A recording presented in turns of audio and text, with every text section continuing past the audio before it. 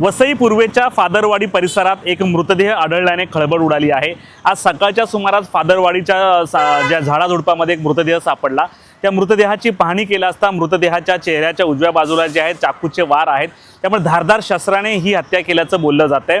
खांद्यावर पाठीवर मोठ्या प्रमाणावर हे वार आहेत। या घटनेची माहिती पोलिसांना मिळाल्यावर वालीव पोलिसांनी घटनास्थळी पोहोचले, पंचनामा केलेला आहे। मृतदेह संपूर्णपणे ताब्यात घेतलाय। आता ही नेमकी हत्या कोणी केली हे कळू शकलं नाही, कारण मृतदेहाची ओळख पटवणे हे पोलिसांपुढे मोठं आव्हान असणार आहे।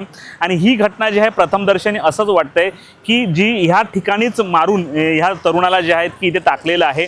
सुरुवातीला असं वाटत होतं कुठेतरी बाहेरून मारून इथे आणून टाकलेलं आहे, परंतु मृतदेहाची पाहणी पोलिसांनी केल्यावर सुरुवातीला असा प्राथमिक अंदाज आहे याच ठिकाणी त्याला मारण्यात आलेलं आहे। आणि ज्या ठिकाणी ही हत्या करण्यात आली त्यापासून 100 ते 200 मीटर अंतरावर जे आहेत की रेल्वेचं काम सुरू आहे कॉरिडॉरचं, आणि त्यामुळे हे कोण लोक आहेत की ते सुमसाम परिसरात रात्रीच्या अंधारात आले असावे आणि कोणी केली, यात किती जण होते अद्याप काही कळू शकलं नाही। त्यामुळे सर्व गोष्टी या पोलीस तपासानंतरच कळतील।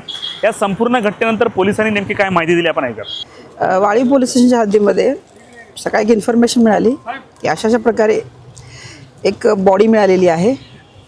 25 ते 35 वर्ष वयोगटातील व्यक्ती इसम आहे। शरीराच्या उजव्या साईडला 7-8 कोयत्याचे वार आहेत। तर बॉडीचे अजून आयडेंटिफिकेशन झालेलं नाही आहे, तपास सुरू आहे आणि यामध्ये आम्ही मर्डरचा गुन्हा दाखल करत आहोत अज्ञात व्यक्तीविरुद्ध। लवकरच गुन्हा उघडकीस येईल। मॅडम, हे एरिया कुठला आहे आणि कुठे मर्डर झाला? हा गवराईपाड्याचा एरिया आहे, वाळीव पोलिसाच्या एरियामध्ये।